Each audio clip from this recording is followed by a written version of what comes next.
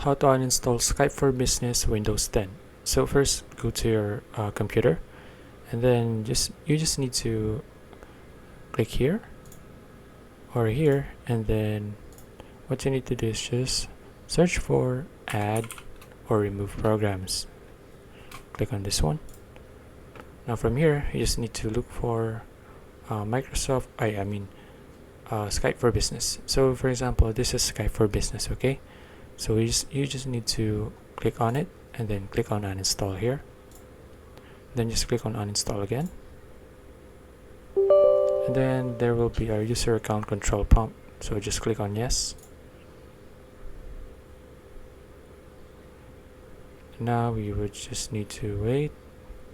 Now it's gone here, and you just need to wait for this to be done.